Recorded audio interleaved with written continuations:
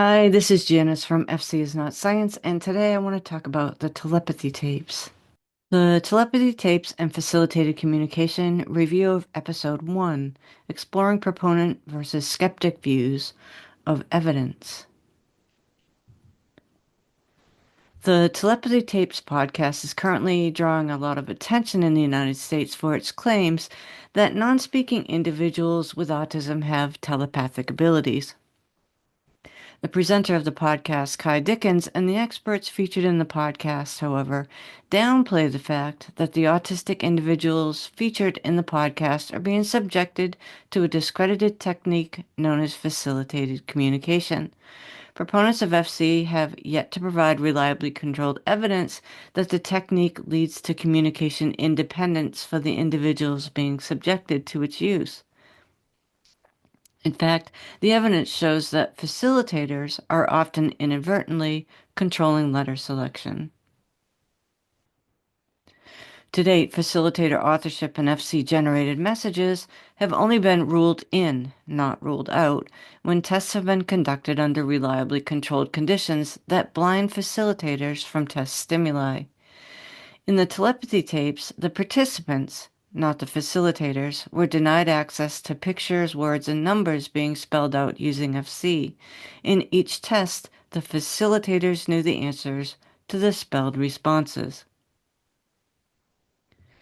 The goals of this video are to identify, when possible, the types of facilitated communication used by participants featured in the Telepathy Tapes podcast, to explain various types of data collection methods and their efficacy in ruling in or ruling out facilitator influence, to provide proponent and skeptic views of historic case studies in FC and apply these concepts to the tests conducted in episode 1 of the telepathy tapes.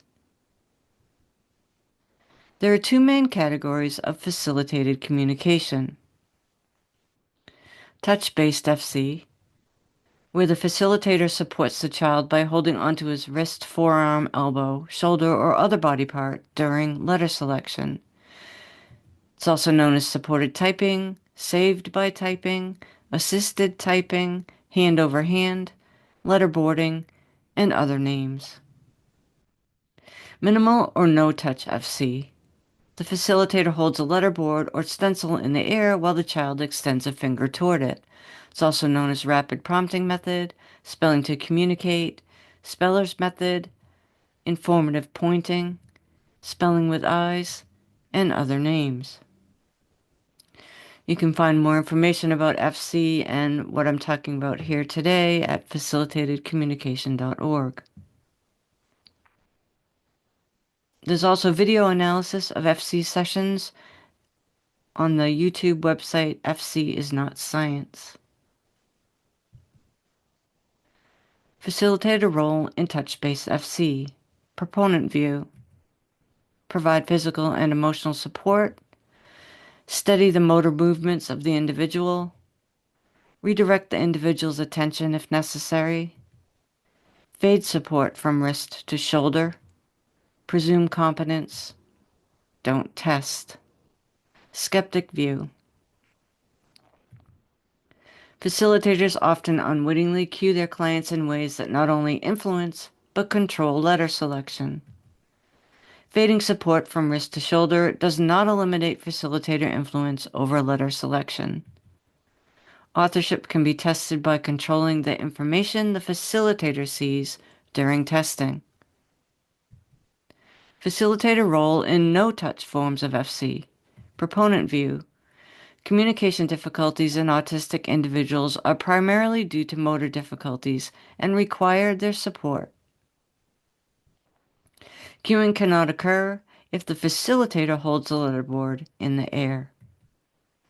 There is a mind-to-mind bond between facilitator and child. Skeptic view. Many autistic individuals perform gross and fine motor activities independently and without facilitator interference. So why can't they select letters on a keyboard by themselves? Facilitators, however, unwittingly can cue their clients even when the board is being held in the air with minimal physical touch. FC conversations are one-sided and facilitator-controlled. Does FC work? Does telepathy exist? Proponent view. FC works because people using FC say it works. Telepathy works because facilitators and parents feel like it works. Skeptic view. All reliably controlled tests of authorship demonstrate that the facilitator, not the individual being subjected to FC, are controlling the messages.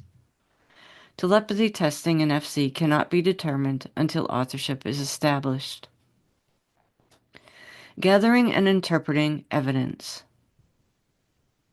Types of data collecting. Anecdotes and testimonials. Personal, often sincere stories used at the beginning of scientific inquiry. These stories are not evidence. Facilitator-controlled testing, used by researchers to rule in or rule out facilitator influence over letter selection. The facilitator is blinded from test stimuli, pictures, words, and numbers, so that the participant can respond independently to questions asked during the testing without interference by the facilitator. Participant-controlled testing, used by researchers in the telepathy tapes to test telepathic abilities in individuals being subjected to FC. The participant is blinded from test stimuli, pictures, words, and numbers, but the facilitator is allowed to see that information. Anecdotes and testimonials, personal, often sincere stories, but not evidence. Anecdote 1. One non-speaking autistic individual, one facilitator, touch-based FC, no controls, unstructured FC-generated conversation. Question: what would you like for lunch? Facilitated answer: hamburger. But when they got to the cafeteria from the classroom, the individual chose the pizza instead of the hamburger without facilitator assistance. Explanation for why the facilitated response does not match the individual's actions. Proponent view. The facilitated answer was correct, but the child demonstrated her independence and autonomy and changed her mind. Skeptic view. The facilitator typed what she thought the individual wanted for lunch, but guessed wrong. The legitimate communication by the child in this scenario was nonverbal. She chose and ate the pizza. The facilitated response was meaningless. Anecdote 2. One non-speaking autistic individual, one facilitator, touch-based FC, no controls, unstructured FC-generated conversation. Anecdote 2. Question: can you name 3 vegetables? How the facilitator described the interaction from the pro-FC film Autism is the World. I asked her if she could type 3 vegetables, and you can see it was really difficult for her to get anything. It just looked like gibberish to me. I saw that she was doing SPSI, SPI, so I said to her, "Do you mean spinach?" And then she got it. She typed spinach. So then I said to her, "One more, and you can go." She typed kale. I have no idea where that came from because I never buy kale. I don't like kale. I don't make kale. She's never had kale. But anyway, she typed kale. Where did the young woman's knowledge of leafy green vegetables come from? Proponent view. The responses were surprising, so they must have originated from the child. The child taught herself to spell. The child learned it from the environment, radio, TV, packaging, signs. Non-speaking individuals are locked in with intact language and literacy skills. Skeptic view. The parent was motivated to make FC work. The facilitator knew the words spinach and kale and inadvertently guided the child to spell the words out. The facilitator reinterpreted a nonsense string of letters, SPSI, SPI, into a word that made sense within the context of the lesson, a vegetable called spinach. Literacy skills are not innate, they need to be taught. Facilitator-controlled test. Facilitator is blinded from test stimuli. Facilitator-controlled test 1. One non-speaking autistic individual, two separate facilitators, touch-based FC. Facilitators were blinded from test stimuli. The researcher in this case was hired to test telepathic abilities in FC'd individuals. He conducted a few quick tests for authorship first. Question: what did you have for lunch? Facilitated answers. Facilitator 1, salami sandwich. Facilitator 2, peanut butter sandwich. Why were the FC answers different? Proponent view. The test was too basic, insulting, boring to the individual. The individual was goofing around. Skeptic view. The facilitators typed what they thought the individual had for lunch, but guessed wrong. Could the child have communicated what he had for lunch independently without facilitation? Did he know what was being spelled on his behalf? Who do facilitators believe when there are two different answers to the same question? Facilitator-controlled test 2. One non-speaking autistic individual, one facilitator, founder of RPM, Soma Mukapedye, touch-based FC. Facilitator was blinded from test stimuli. Question: what did you have for lunch? Facilitated answers. Included only general food items, such as a sandwich. Was not able to name the type of sandwich the person ate. Why couldn't the child name the sandwich? Proponent view. The test was too basic, insulting, boring to the individual. The individual was just goofing around. The FC'd messages included food items, so the answers were essentially correct.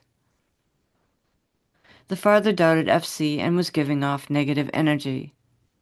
Skeptic view.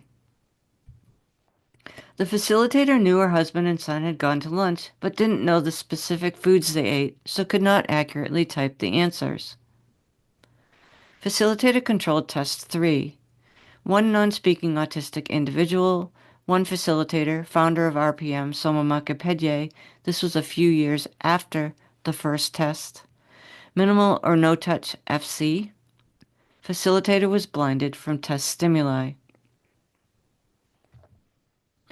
Please answer questions about a paragraph I just read you.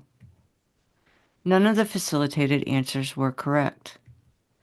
Why couldn't the child answer the questions? Proponent view. The evaluator did not presume competence. The individual knew the answers but was too nervous to answer correctly. The individual wasn't taking the test seriously and was goofing around. The individual could answer questions posed by the facilitator, so the test itself was wrong. Skeptic view.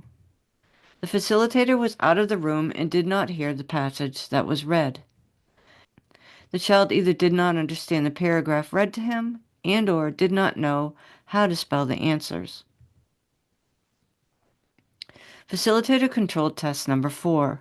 One non-speaking autistic individual, one facilitator, former facilitator Janice Boynton, touch-based FC. The facilitator was shown a different picture than the student. It was a controlled study. Facilitator was blinded from test stimuli. Question: what picture do you see? Facilitated answer: sandwich. What the facilitator saw. Why couldn't the child answer the questions? Proponent view. The test was rigged. The examiner had negative energy. The child was too anxious or was not taking the test seriously. The child had difficulty recalling nouns. The test wasn't naturalistic. Skeptic view.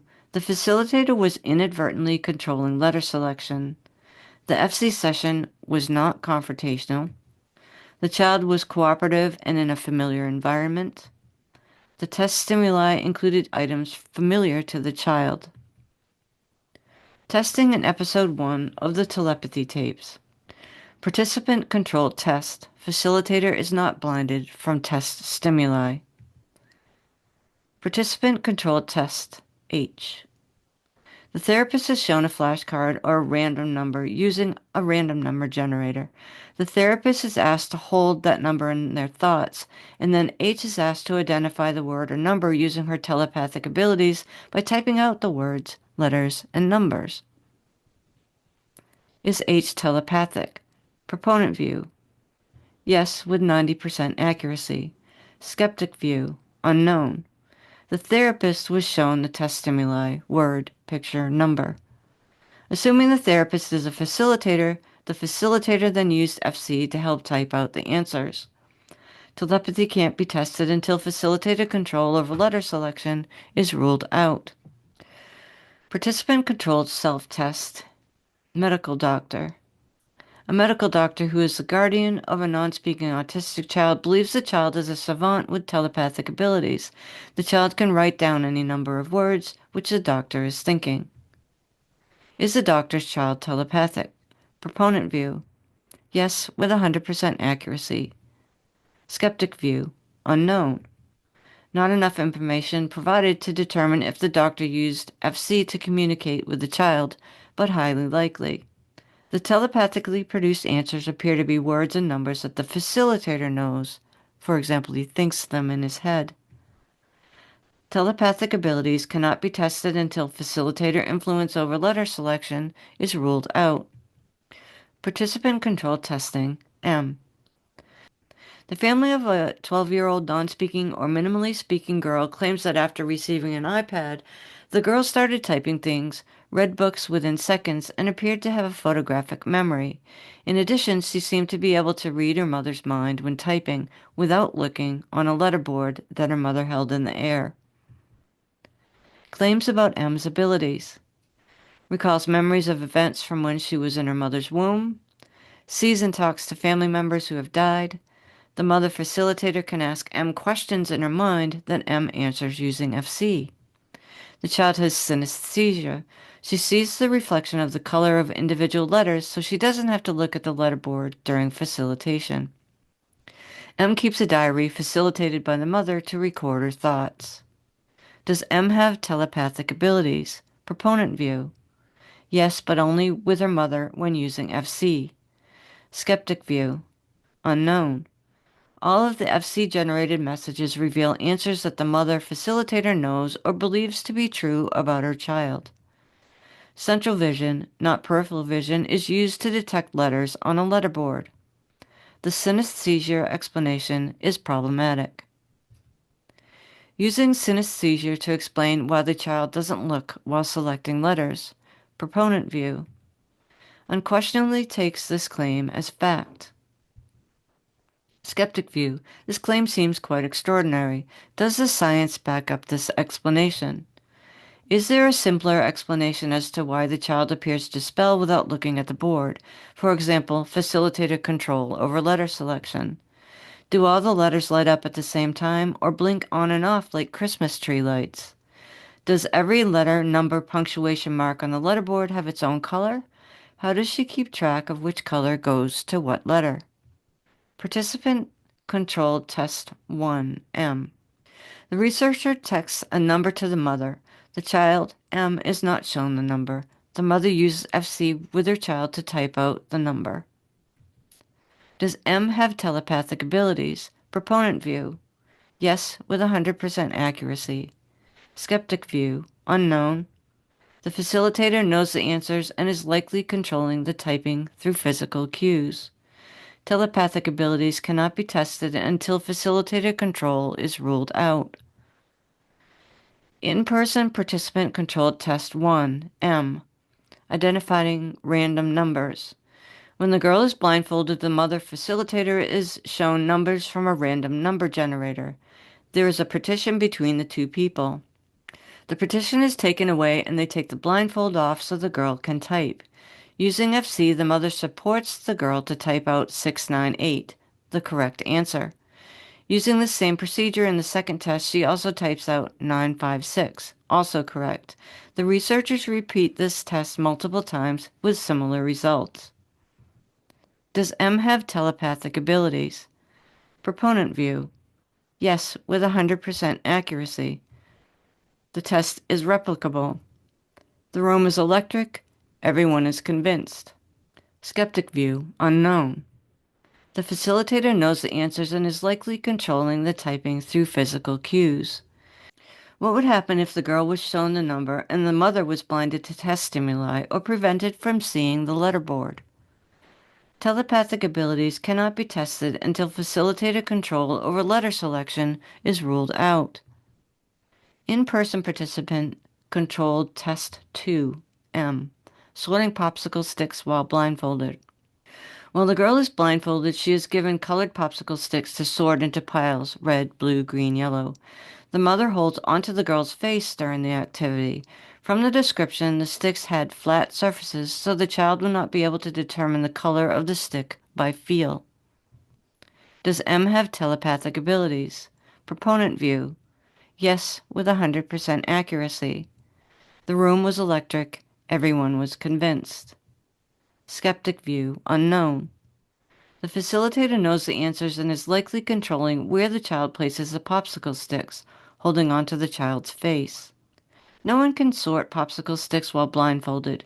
This test, arguably more than others, supports the idea of facilitator influence over the child's actions. Side note, during the popsicle stick test, one of the assistants asked if the child could see through her mother's eyes. Can M see through her mother's eyes? Proponent view. Not only can she see through the intensely dark blindfold, M can read everyone's minds, if they believe in her enough.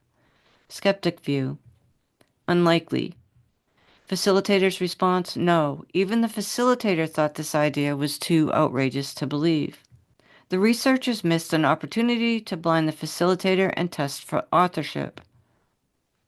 In-person participant controlled test 3M, book test. While the girl is blindfolded, the mother is asked to flip to a random page in a book. The blindfold was removed. The girl was asked to identify the page number or spell a word from the page by spelling the answer using FC with her mother. Does M have telepathic abilities? Proponent view. Yes, with 100% accuracy. Everyone's mind was blown. Skeptic view, unknown. The facilitator knows the answers and is likely controlling the typing through physical cues. This is a magician's trick, not telepathy. Mentalists do this trick all the time to fool and delight their audiences. Telepathic abilities can't be tested until facilitator influence is ruled out. In-person participant controlled test 4M, Q-EEG. The girl and her mother are hooked up to a machine that monitors their brain activity during their telepathy tests. What does M's Q-EEG test reveal about telepathy? Proponent view. There was increased brain activity during the tests. Telepathy must be real. Skeptic view. Unknown. Is there a way to distinguish telepathic brainwaves from other internal or external stimuli, like the skull cap being too tight or the ear clip being annoying? Telepathy can't be investigated in FC until facilitated control is ruled out. Side note. The person who conducted the Q-EEG test, Dr. Jeff Tarrant, states in episode 1 that the biggest overall finding is really this increase of activation across all brainwaves. If there was no change, I would definitely be skeptical. The emphasis was mine. But in a later episode, he stated that a lack of increased brainwave activity indicated a constant telepathic state in his test subject. Emphasis mine. This seems contradictory and raises questions about what information his Q-EEG tests reveal. Summary. The Telepathy Tapes is a popular podcast claiming that non-speaking individuals with autism have telepathic abilities.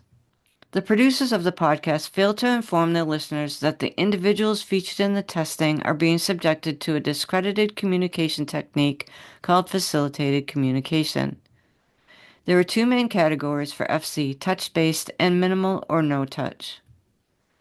Regardless of which form of FC the spellers in the podcast are being subjected to, there is no reliably controlled testing to prove proponent claims of independent communication among its users.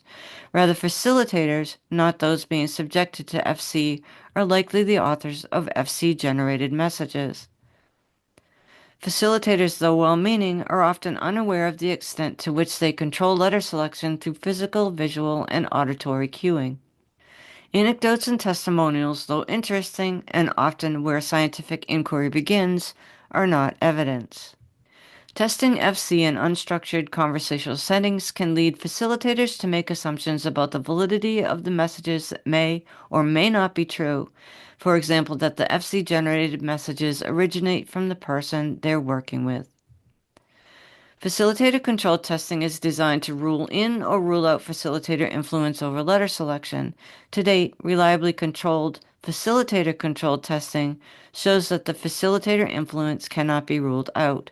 In fact, it has been ruled in 100% of the time with this test design. Participant-controlled testing, as used in the telepathy tapes, does not rule out facilitator influence over letter selection. In fact, it appears to confirm facilitator authorship, at least in the test described in Episode 1, where the participant was blinded from the test stimuli, pictures, numbers, and words, but the facilitator was not. In these conditions, the facilitator-known answer was reflected in FC-generated messages. Q-EEG testing appears to raise more questions than answers, since the expert in the series reported that increased brainwave activity in one client proved telepathic abilities, but in another client, in a later episode, the lack of increased brainwave activity proved telepathic abilities. Proponents of FC seem to be making extraordinary claims about how synesthesia, a real condition, affects the non-speaking individual's ability to select letters and spell words without looking at the board. The purported telepathic abilities in non-speaking autistic individuals being subjected to FC cannot be explored until facilitator influence and control over letter selection is ruled out. Data sources and research to support claims being made by proponents and skeptics. Proponent view. Anecdotes from parents and educators. No reliably controlled research is provided on the website. Skeptic view. Reliably controlled studies designed to rule in or rule out facilitator influence over letter selection. Periodic systematic reviews over the past 30-plus years reveal no new evidence to support facilitator claims of communication independence. For more information about FC, including critiques of pro-FC articles, books, and movies, facilitator-controlled authorship studies, systematic reviews, opposition statements, FC and the legal system, false allegations of abuse, facilitator crimes, can be found at facilitatedcommunication.org. Thank you for watching until the very end. Please post your comments and questions below, and don't forget to like and subscribe so we can continue to grow this channel. FC is not science.